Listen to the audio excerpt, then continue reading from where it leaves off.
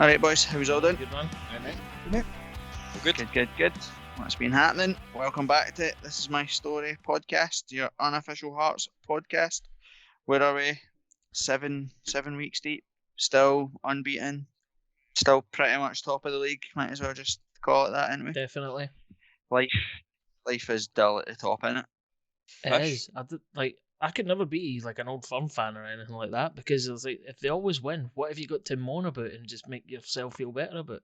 It's destroying. That's probably why they just make up mad conspiracy theories, man. Because they've got nothing else to do. They've got nothing else to moan about, so they just come up with mad conspiracy theories. So Tam, what mad conspiracy theory have you come up with after Saturday's game? I try to think I was sitting on the spot there. He should have set me up with that struggle. That's why I came to you first, because I knew that your little arse would collapse and that we'd all get a wee chuckle watching you pure squirm. And you never disappointed, so that's good.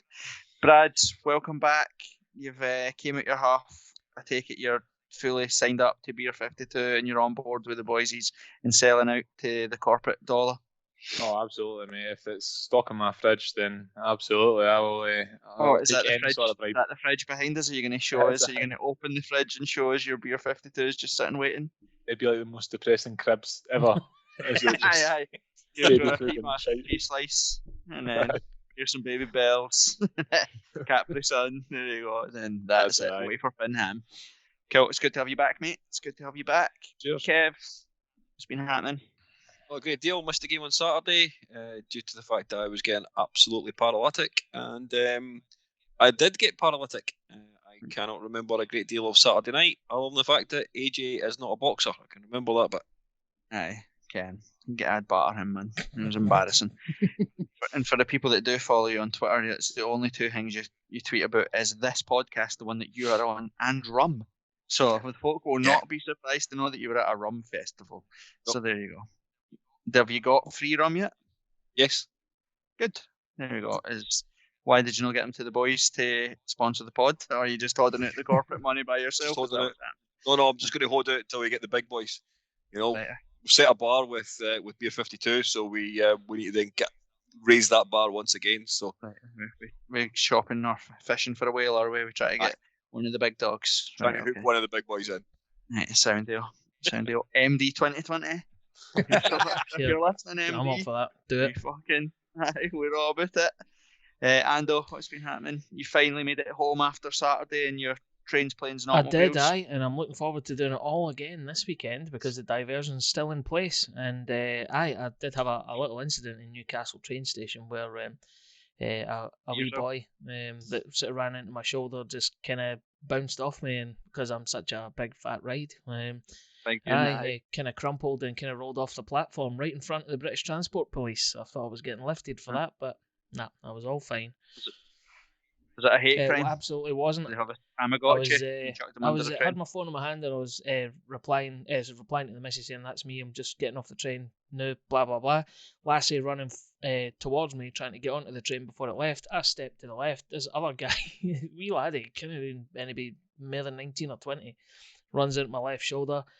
I'm a lot bigger than he is. He's bounced off, kind of crumpled, and rolled off the edge of the platform.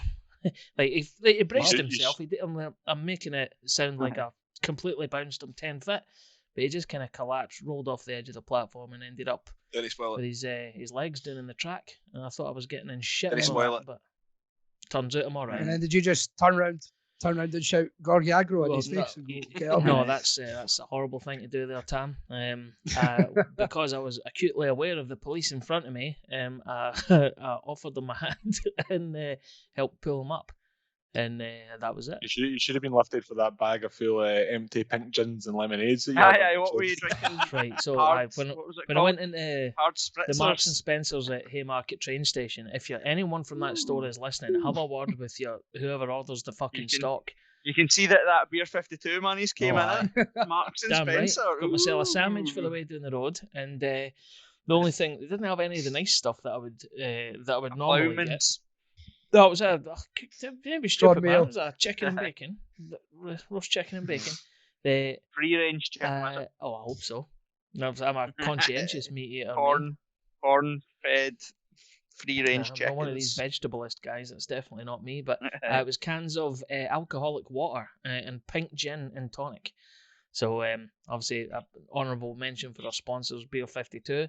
They didn't sell any of that pish. So if you want a good cargo for the train home, make sure you get along to Beer 52. There we go. Or you could. Well, I was going to make a joke about getting tampons, but that would just get cut. So we'll leave it at that. We'll move on. As always, you can catch us on Twitter. This is my story pod. You can get us on the website, which is admin@thisismystory.uk, or you can catch us on Instagram. It's This Is My Story 1874. Well, obviously, we still minus Shanks. He will not board the corporate train. So this week, Kev, you've got some Shanks McCanns. Last week's Shanks McCann was obviously the 3-1 victory at Easter Road, where Shanks came up the road with about 2 rucksacks and had to use the mad blockers at Waverley that drug dealers and homeless people use because he couldn't get his bags into Easter Road to win the let him. So what have you got for us this week, Kev? Well, I'm going to go back into the day. So for those of you who are of a certain age, you may recall this particular game. But I am going to tell you all now, I am not up to the same level as Shanks. He has a certain style about his Shanks McCanns, and mine is nowhere near as good. We're all painfully aware of that. He's got Patter Kev is what it's called. He's got 100%. 100%. You do not. So let's go. I couldn't even buy Patter. Couldn't even buy it. So good sentence, Kev. Do you want to put your teeth in and try that again? Still pissed for the weekend. Pissed for the weekend. Here comes Shanks McCann, sponsored by Marks and Spencers. Right, Kev, on you go. So the toothless Battlerod of a man first. You having a stroke or something? What's the thing? Is it fast face something? Something's I don't know. You failed all 4 of them, whatever they are. Right, one the quacks. Right, let's start that again. Somebody get over there pretty quick. Fuck's sake. So, the toothless Battlerod of a man's first experience at European football management. The man that is rolled out of the evening news when bad news is actually required opened the scoring. Further goals from an English Battlerod and our heavyweight boxer, better than AJ, put us in control. They went down to 10 men, made us feel that everything was going our way, but away goals came back to haunt us, and then came the free kick of all free kicks.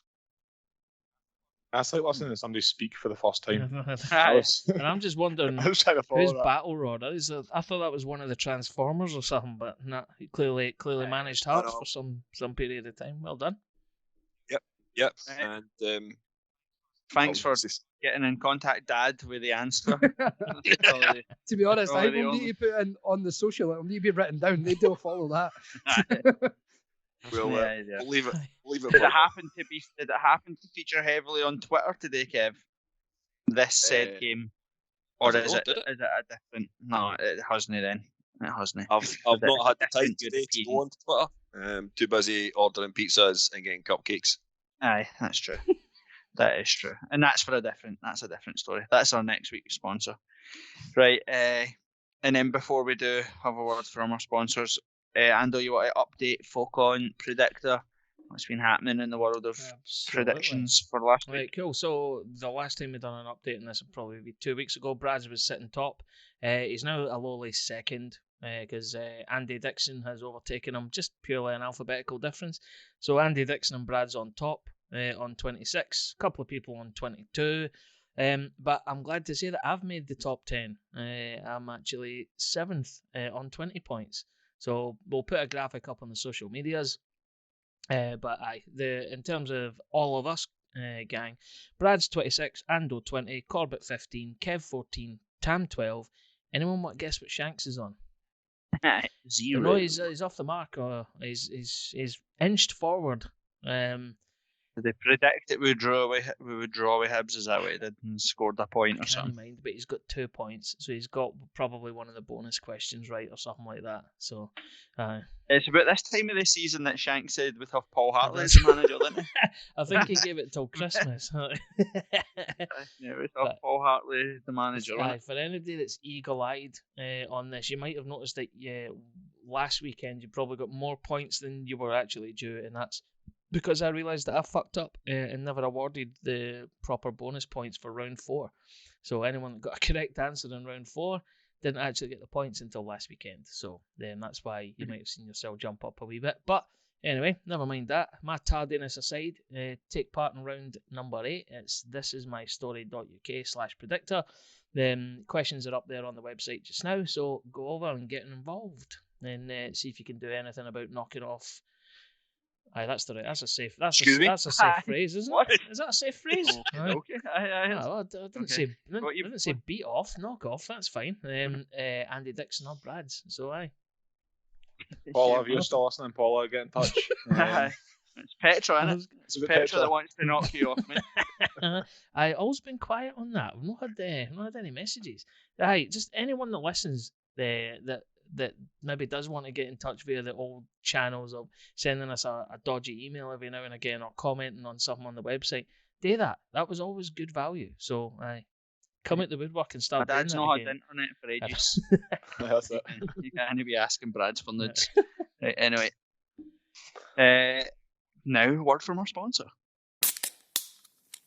What's that you're opening now, Ando? Well, I'm glad you asked, Kev. This is one of my 3 out of 8 cans of craft beers that I just got from Beer 52. Beer 52? Never heard of them. How did you get involved in that? Well, I went to beer52.com/my story and all I paid was £5.95 to cover the postage and packaging, and I'm now part of Beer 52, which is the world's largest beer club. And one of the benefits of that is that each month members like me are sent a case with a different theme. I've been a member for a few months as well. I've had beers for all over the place. Like past themes have included like Belgium, Korea, California, New Zealand, Germany, Melbourne. Like I've had a beer for Arno Zoom, Daniel Stendhal, Perry Kitchen, Patrick Osnorbo. It's been class. Does sound interesting. Anything else you get with it? Yeah, aye. So it comes with a magazine and 2 snacks every month. And guess what? You don't like dark beer? Then choose the light option. Plus, you can pause or cancel at any time. All you need to do is go to beer52.com/my story. And as I say,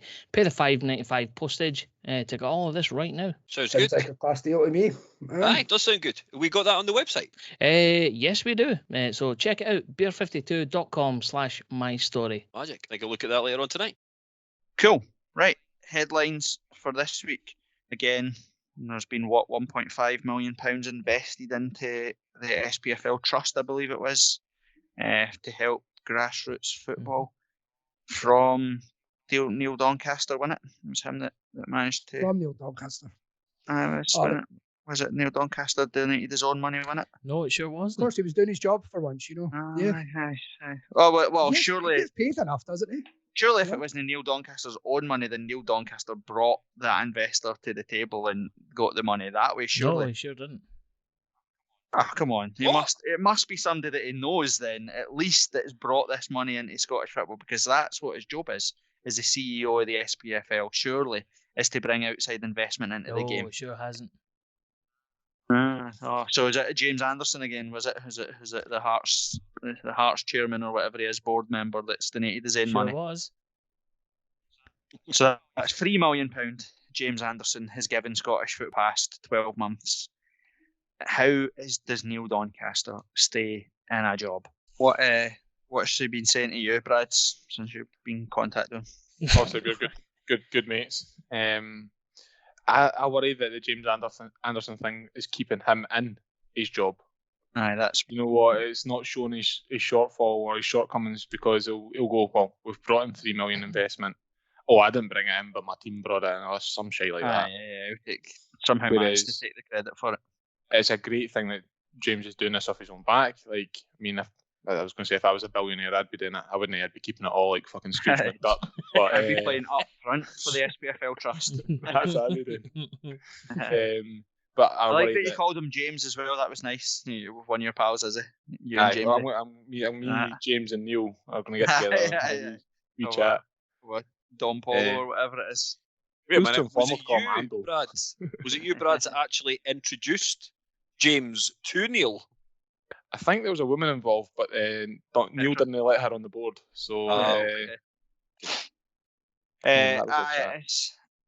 It is great that obviously Anderson's bringing this money to the table and stuff, and I've liked that it's went to both of his investments have went to make sure that like sort of it's went to grassroots football or it's went to developing like the sort of the smaller clubs. And I don't mean that to be disrespectful, but that's basically what it is. It was money to help keep the sort of the smaller clubs in business and all that sort of stuff, which I think is great. I've always been under the impression that the clubs, especially Celtic and Rangers, the pool that they have for investments and stuff, if Scottish football is to grow and to get bigger, they need to be doing more.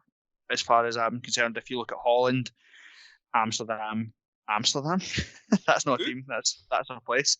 Ajax and PSV Eindhoven and all that sort of stuff, they share their investments. They put money back into the league so that they can have things like VAR, and that's where you look at James Anderson by himself in the space of 12 months has brought £3 million to the table at the drop of a hat.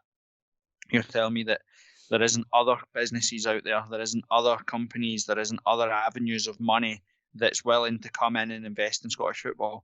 But when you have a work-shy arsehole like Neil Doncaster who does literally fuck all and still gets the money, the game's never going to go anywhere, is it? We're just going to keep stagnating.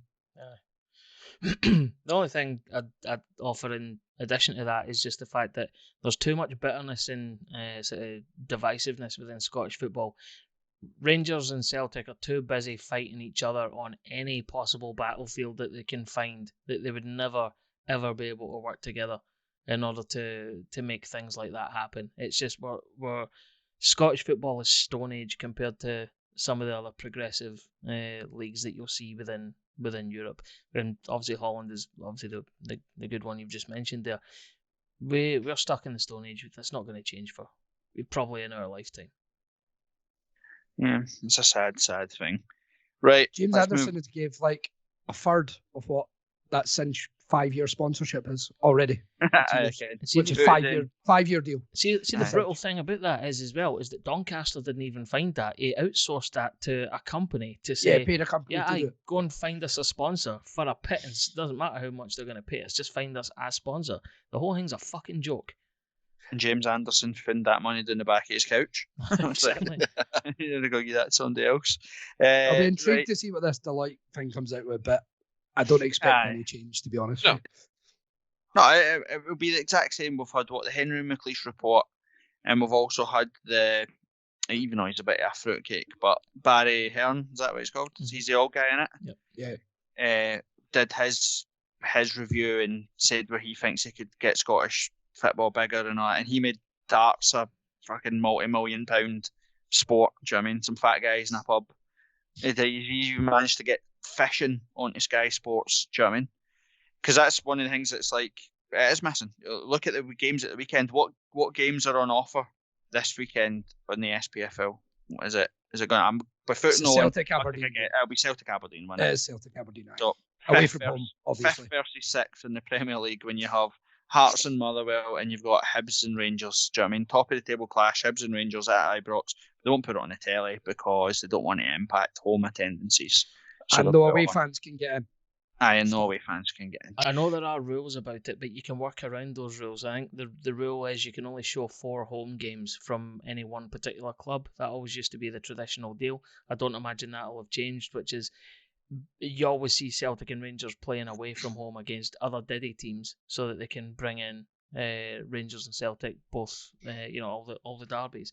But Aberdeen Celtic is not the fixture of the week. It should be Rangers Hibs, so I can watch it. It's a nonsense. Right, our favourite week, Tam, you'll be buzzing. It's your favourite time of the year, innit? It's internationals coming up again. Oh, you baby.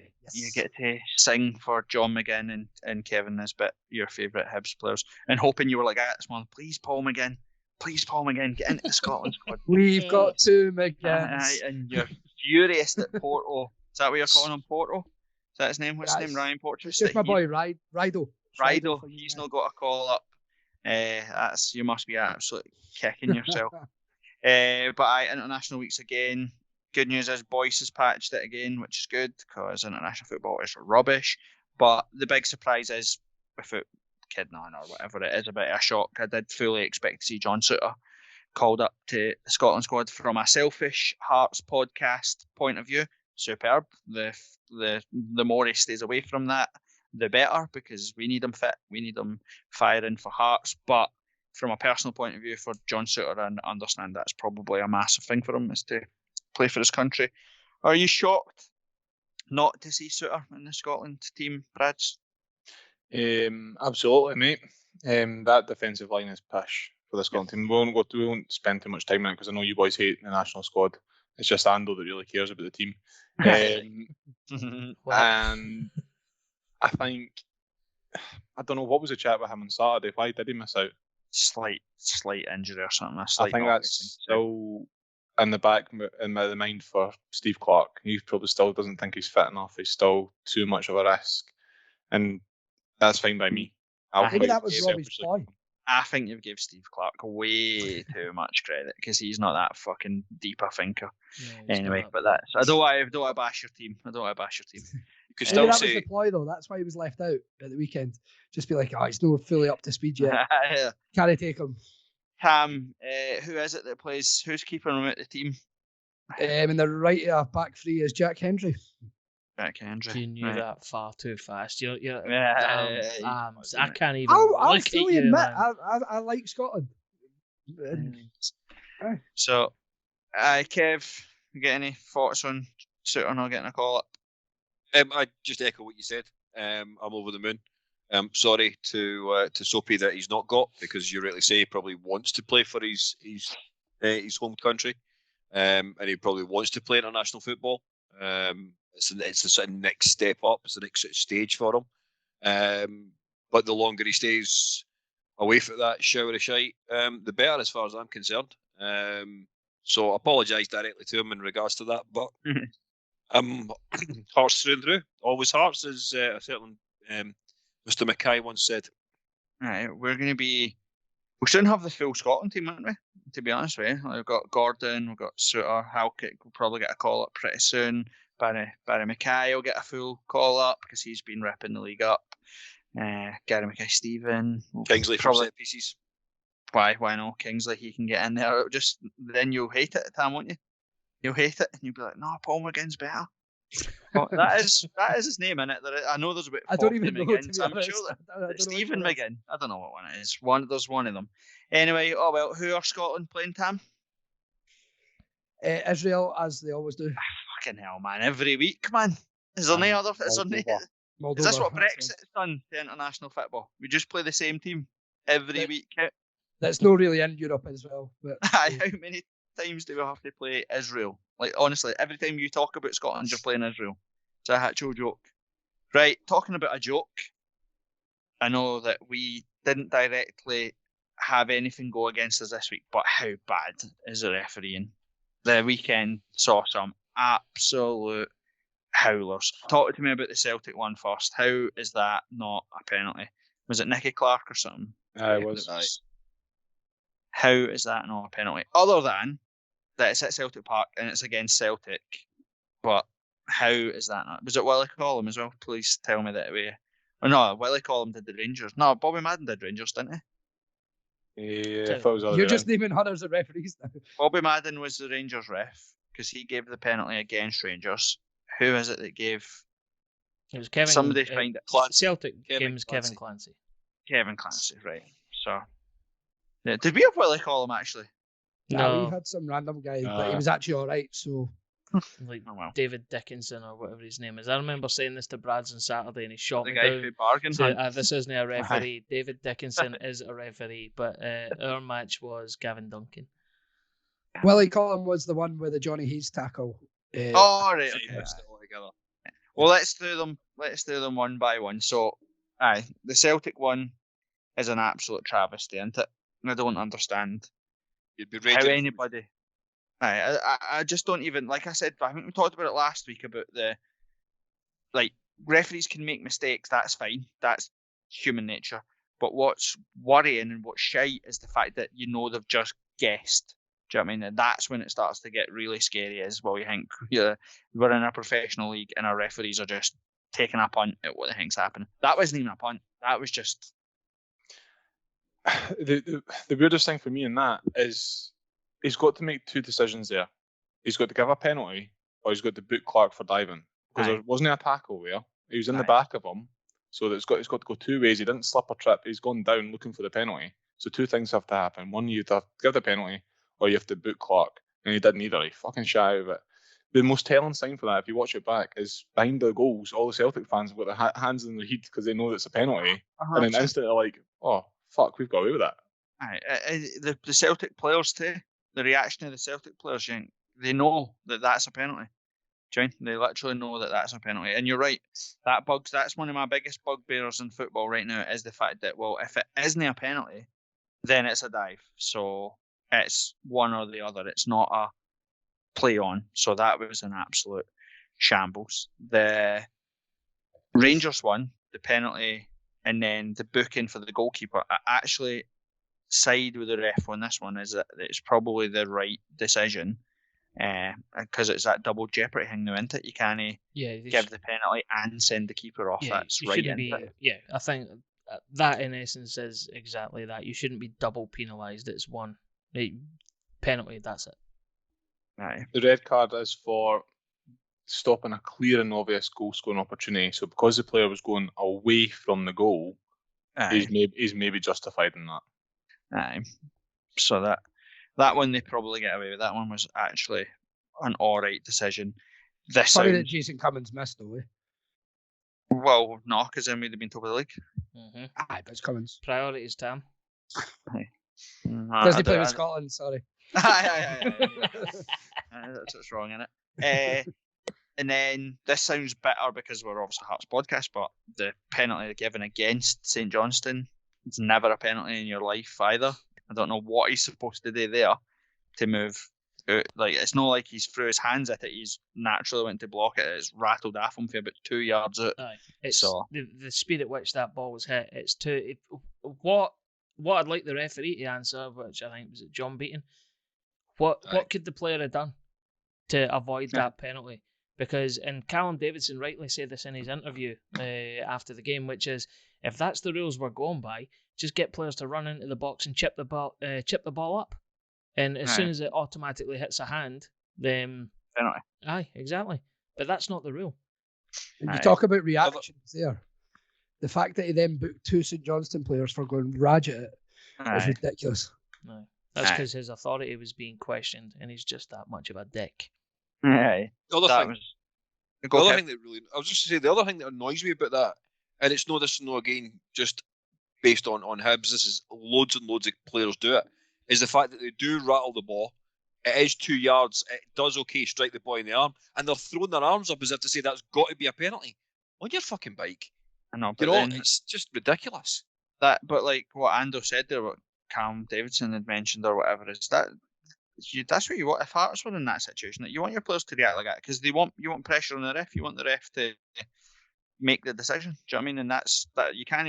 You might say you don't like it, and that's fine, but you can't really blame them for doing it. Do you know what I mean? Like this annoys me when folks say you dive, or that's cheating. Well, so is cheating if the ball's hit after you, but you still claim that it's your throw-in. Do you know what I mean? That's cheating because you know that it's not your throw-in. Do you know what I mean? So you can't have one for the other, if you know what I mean. And we'd be screaming for that day.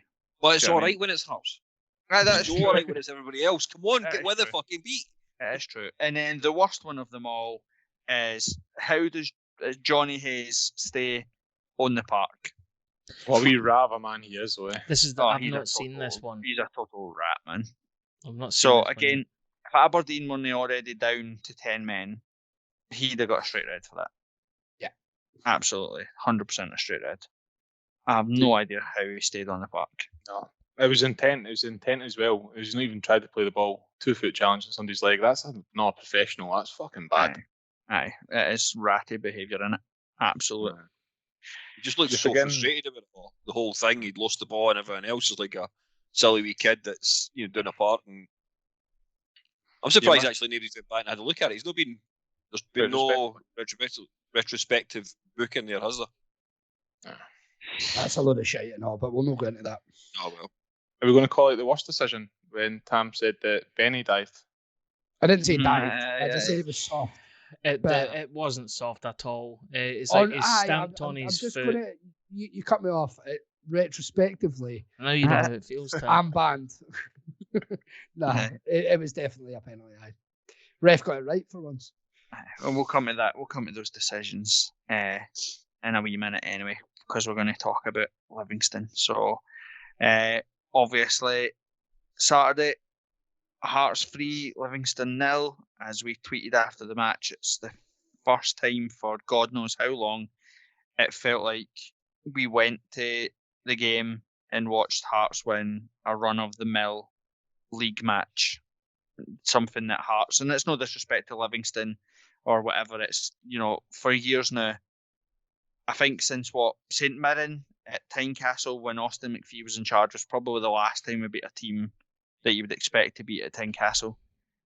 We can get ourselves up for games against Rangers and Hibs and Celtic, but the games that were expected to go and dictate play and dominate and win, we've literally not done it for season after season after season.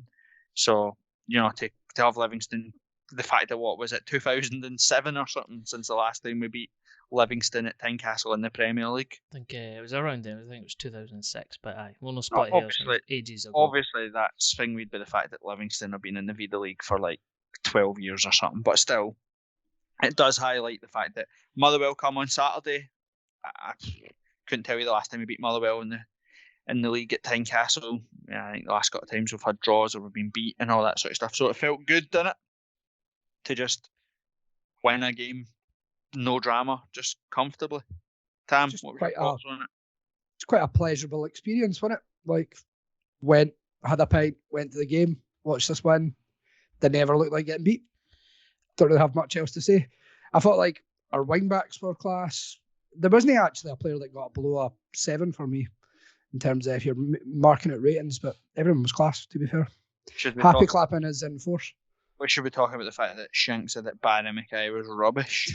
So I can offer you a little bit of insight into this. You sit next to Shanks, so you discuss it. I do. So just a couple of observations. I know you were going to come to me next on what my thoughts are on the game. Unfortunately, I didn't really see any of the game because for, I think, 88 out of the 90 minutes, I was posing for photos that Shanks was taking on his phone. Because Should we link the Instagram? Because that's what Shanks did. You can check us on our Instagram. This is my story. Aye, I can put it in the show notes. So if you're listening to this on your favourite mobile device and you see a link at the very bottom of the show notes description, click on that. It'll take you to Shanks' Instagram, and you can see all of us in our full glory. Exactly, aye. So, but joking aside, it was probably only 80 minutes out of the 90 minutes. But for the 10 minutes of the game I seen, I thought I was really good, really impressed. The drive was there, the attitude was right.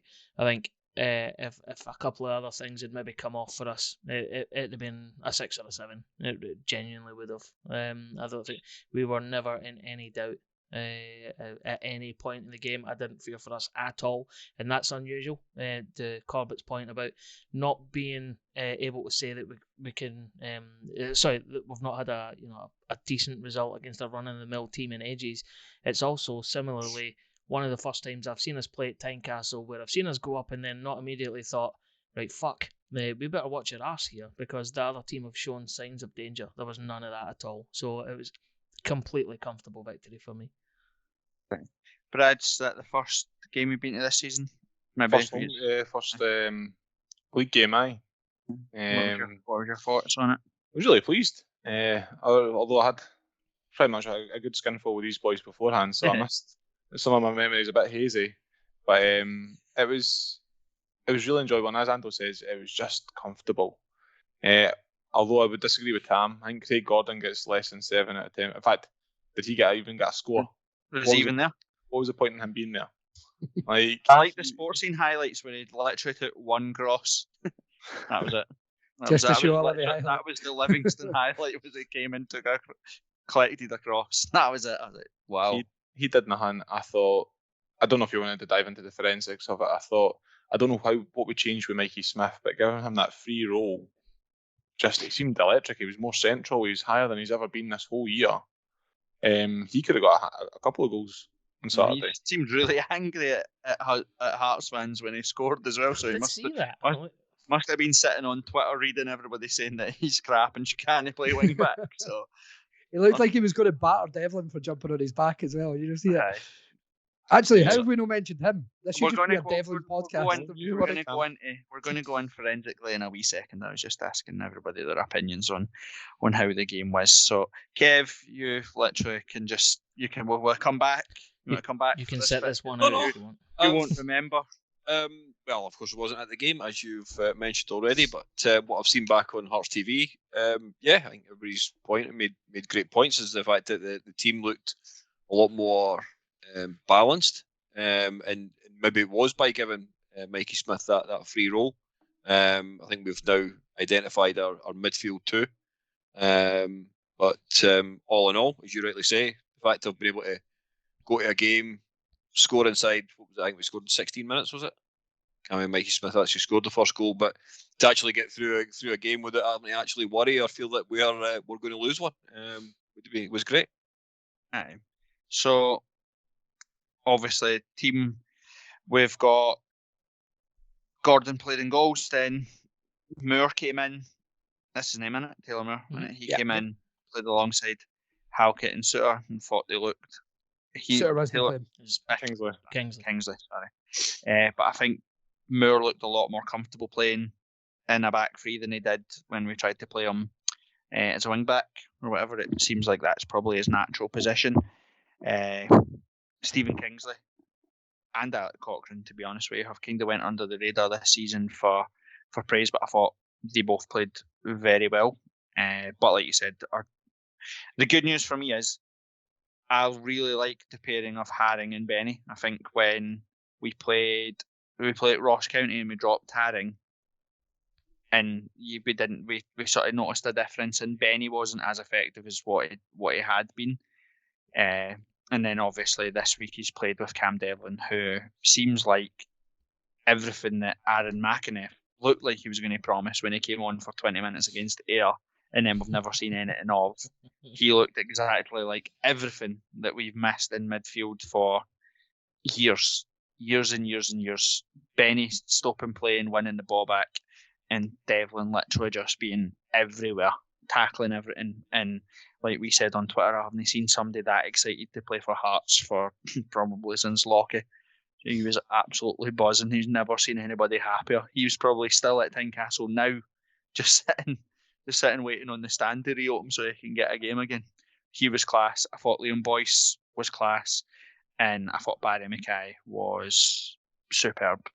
So is Woodburn as well. Considering that Barry Mackay hasn't had a pre-season, has only had 2 weeks worth of training sessions or whatever, I think he's going to be a real serious player for Hearts. Do you think we can now call him the Gorgie Grealish just because of his haircut? I don't know why. I just want to call him the Gorgie Grealish from now on because I thought he was fantastic on Saturday. He was absolutely brilliant. Or the Man City Mackay. That's what the Man City Grealish. That's too much. Grealish can call him. That's what she said. That's my point. I think there's one player's name that you missed there for praise, and I actually thought it was absolutely tremendous, was Halkett. He really stepped up for me. The first 10 minutes, again, I said that to my mates who are Lovey fans, he was there for the taking. They never done anything about it, and then he totally settled into the game. And I think that's having Kingsley and Moore next to him. He felt comfortable. When he felt comfortable, he was driving forward with the ball. He took up the slack that Suter has been doing for the last couple of weeks, and I actually was really impressed with him. Craig Halkett plays better in a three. I think when you play him in a two, it highlights everything that you've just said there. People can get at him. you can turn him, you can put him into positions that he doesn't naturally do well in. But when he's in a free and he has that sort of protection, he does look a hell of a lot more comfortable and a lot more commanding in that position than he ever does when he plays in a 4 at the back or like a 2 at the back type thing. Ando. It's probably a difficult question to ask, or to answer, sorry, but given the mediocrity of the opposition, I mean, I know Livingston obviously beat Celtic, but that's an outlier, right? So it doesn't really reflect how poor Livingston actually are. Would you say that lineup and that formation is now Nielsen's or our best team going forward? And if not, what would you change about it to make it better? Well, it's not far off it because Suter obviously has to come back in to that team, but pretty much everyone else, I wouldn't really change if I'm being honest with you. I think the good news is, and I've said this is where we were last year.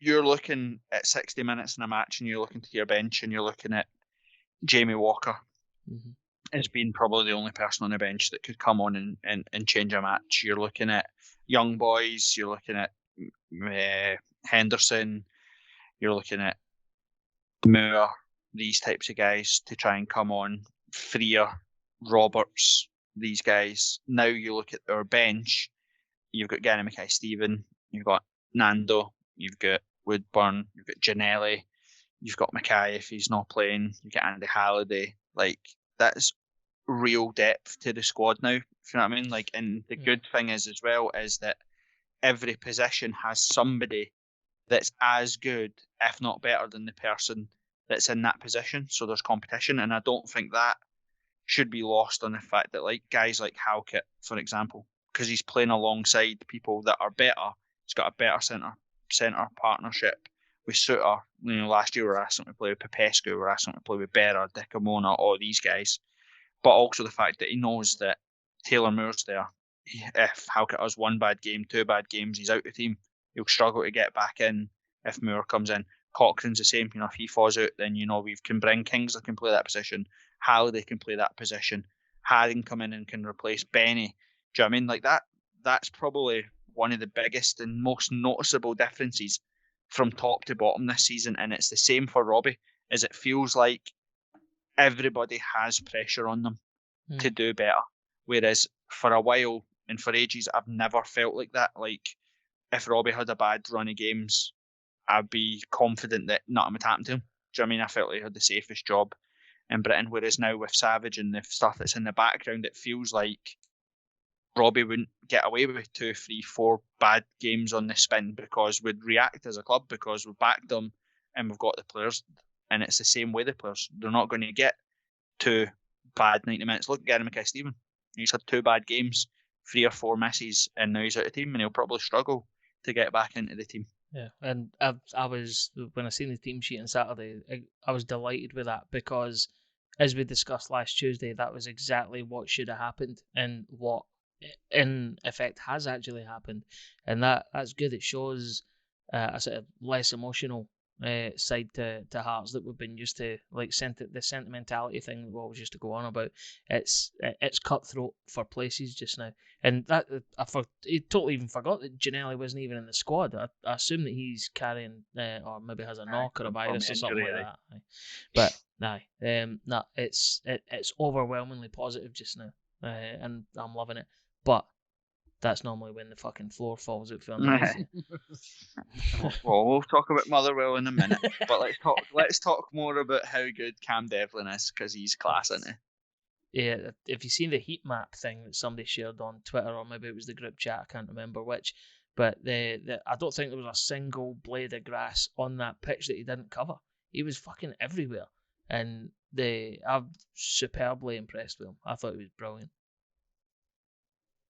I think what really helped him, and I think he obviously got man of the match. Or was it Woodburn that got man of the match? Woodburn got it. Okay. Yeah. No, Mackay and him. They both got man of the match each. Well, it depends. Yeah. If BBC's man of the match was Woodburn, the sponsor's man of the match was Cammy Devlin. Aye.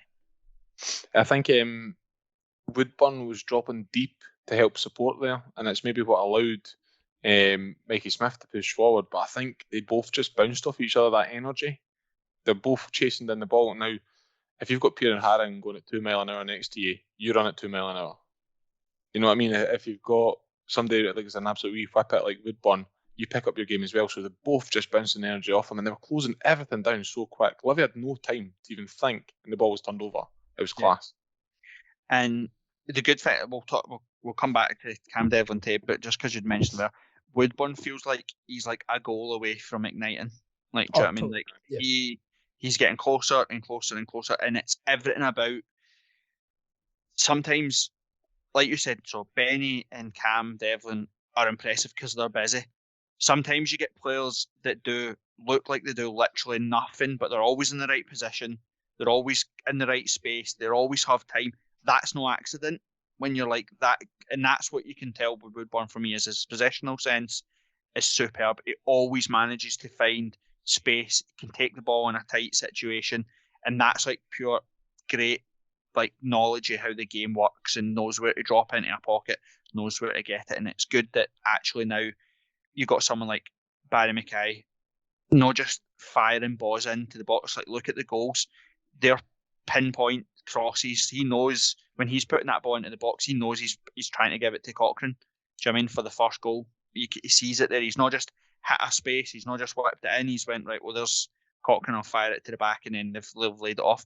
The actual Nando one where he kicked it fucking clean out the stand. That would have been goal of the season if that had went in. The build-up play to that was superb. We back heels, one-touch football, the movement and stuff like that was brilliant to see. Again, obviously we've got Motherwell at home on Saturday. Motherwell have played really well this season, started the season well. But again, you would look and say, right, I know they got a point at Rangers on Saturday, which is quite impressive. Tony Watt seems to have picked up a gear or whatever. But again, I don't want to touch, like, I'm going to touch wood because I don't want to tempt fate or whatever, but I'm not worried about Saturday. Like, I'm not worried about Hearts seem to be in a much better position to be able to deal with those matches. And like you said, the energy of Benny and Cam Devlin just seems to be that missing link for us. Boyce, what is 9 goals in 12 matches or something like that? The stats are just frightening just now for Hearts. So let's talk about Saturday, Kev. What's your thoughts at home to Motherwell? What are you thinking? I'm just thinking I'm looking forward to getting along and getting back to watching football. The fact I missed just one game, go back last season, go back 2, 3, even 4 years, seasons ago, missing a game, you're like, all right, well, I've just missed a game. All right, I'll catch it next week, because it's been that element of it's not really been live wire. It's not really been a really enjoyable product on the actual park.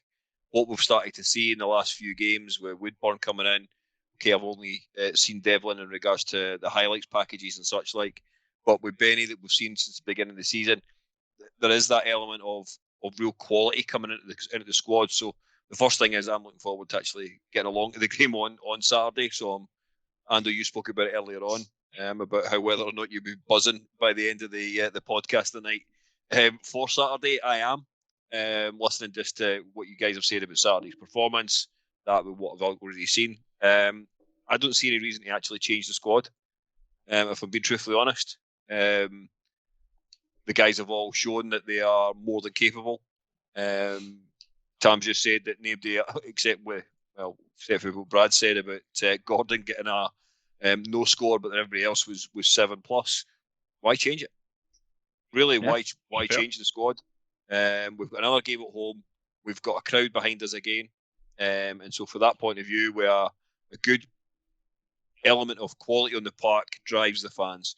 The fans then also drive the players. And that is a massive thing. And if the quality of the football is good, that'll always drive us. We're always there supporting the club, whether it be financially or verbally. And I'm looking forward just to get back. Saturday will be and is the biggest game of the season so far, just purely because the other games that happen at the weekend as well. It's Rangers versus Hibs, Aberdeen versus Celtic, and it's Hearts v Motherwell. So, there's an opportunity here And I know it sounds mental already, but Celtic look to be in an absolute state. So you have to lay a glove on the old firm when they're like this. Do you know what I mean? Like when they're not firing on all cylinders. We're already 6 points in front of Celtic currently, I believe. So you get to think that if they drop points on Saturday and we win, any cushion over Celtic right now is going to be great. But also from the fact that we'll actually the more cushion we have over Aberdeen, someone that you think will probably click into gear at some point, the better. And then obviously Hibs or Rangers will drop points at the weekend too. We have to take points, don't we, Brad? Go. I think it's imperative here for Robbie to stamp his authority here. Good word. I like it. Good word. He's got a real opportunity. He's been known, and we all still call him this Tinker Man because he was changing his shape and his formation depending on who was coming to Tiny. You said it a couple of weeks ago. I want to fuck that mentality. We're the team on form. You're going to have to change your shape because fucking Barry Mackay's running down there, Woodburn's running down there. You're going to have to switch to a back five. Motherwell should have to change their shape to suit us. And that's his real opportunity. If he does that and he goes out and he pumps Motherwell, that's now an opportunity for him to say, right, clubs, we're not going to be changing our shape. You're changing your game to fucking try and match us. And if he does that, I will be over the moon. Mate, I'm going to Tynecastle now, but I'd stop talking like that. Let's get me down to Tynecastle right now. Ando. I would go along with everything you boys have said, but then talking about team in form, Motherwell are also a team in form, but just been having a look at it while you've been talking. What have they done? Right? They've played the absolute dog shit of the league. The only noticeable result that they've had really is a draw against Rangers. They've played Aberdeen and been beaten. They've played Hibs and been beaten. Obviously, we've played them both in one. Now, we're at home. It's Fortress Tynecastle. I'm not touching wood, even though you just heard me do it there. You probably heard the echo through the mic. We've got nothing to worry about. I think, to your point, Brad, if he goes out with a whole "fuck you" mentality, we're Hearts. Then you'll have to accommodate us or try and batter us. I don't see us having any sort of a problem on Saturday. Tam, you're going to bring us down to earth? Pretty much. I just can't believe what I'm hearing. I'm the fucking resident happy clapper here. And I'm absolutely shiting my pants for Saturday. What have Motherwell done, though? It's not about Motherwell. It's Hearts, man. That's true. Okay. When have we ever done it? Okay. Listen, I think we've said for a while, sorry, and Corbett. No, on you go, Brad. I think we've said for a while, we can accept defeats at Tynecastle depending on how the team play. Now, if you go out and you set up in a shite formation and you shite up defensively because Robbie doesn't want to concede to Motherwell, that's when we're all raging. If we go out trying to fucking thump them and Motherwell have to raise their game and get something out of the match, I can go home and go, well fair done. They've done us today, but I'm glad we went for it. Aye, exactly. And that's where I think, like you said, with the quality that we have now, we should be a problem to teams, not the other way about. Like, do you know what I mean? Like, let's make them deal with our problems. Let's make them deal with us, rather than let's tinker to try and nullify them. If you know what I mean. And I think we've got good options to change things as well. Like, for example, we could bring Haring in when we go to Ibrox if you want to protect the back three. Potentially, you've got someone that can sit a little deeper. If you want to get up in their faces, you think, right, well, actually, we'll play the same thing that we are now and put Cam Devlin further forward, or bring Boyce into 10 and put Ando up front so we've got an out ball or something. There's decent options like all over the park right now. Saturday for me would be a big test for where we are going to be this season, because let's not mess around, right? We went 5-6 games unbeaten under Craig Levein, lost against Celtic heavily in the semi-final, and in the arse fell at the season. Hearts are more than capable of spectacularly making of things. There you go. There's the first one. There's the first one for this episode. At any point, and that's where I'm hoping Saturday isn't one of those situations. So we've all talked a big game, gave every Motherwell fan on planet Earth unbelievable ammunition to slaughter us on Sunday. What are your predictions for the match, Ando? Well, just to give it a number, I'm going to say I expect the same again. Hearts 3, Motherwell 0. And to do with the question I asked you last week, about have we set a new level of expectation. I think that result on Saturday, plus the strength of the squad that we have that we've just covered, we have set that new level of expectation for me. So I expect nothing less than a 3-0. I think Motherwell are in a false position, and we should win comfortably. Nice. So 3-0 for Ando. Kev, what's your thoughts? I love the belief that Ando is now shown. I love the fact that Tam is effectively ready to blow chunks because he's worried that badly about Saturday's game. But I'm definitely going in Ando's camp. I don't think it'll be as convincing. I really don't. So I'm going 2-1 for a home victory. Okay. Tam, when you stop blowing chunks, whoever he is, what are you thinking? What are you thinking for Saturday? 1-1. Fuck me. Who the hell are you? All right, Shanks, no bother. Nah, I just think it is. I think I'll be able to draw. Tony Watt will probably score, and we'll go home greeting. There you go. I'll go home. You'll I'll go go home home fucking kicking shit out of you. That's what I'll do. You'll be go home drinking hard spritzers or whatever it is. Hard, man. You back down your alcoholic water. Talking about kicking shit out of Tam, did anything happen on Saturday? Oh, we'll come back to that in a minute. I'm disappointed that Tam's friends never got battled in Gorgie, but we'll talk about that later. Right, Brads, what's your predictions? I'm the same as Kev. I'm going 2-1, home win. Shanks has texted me. He's saying 2-0 well and Hartley in charge for the Rangers game. Yeah, for the next week.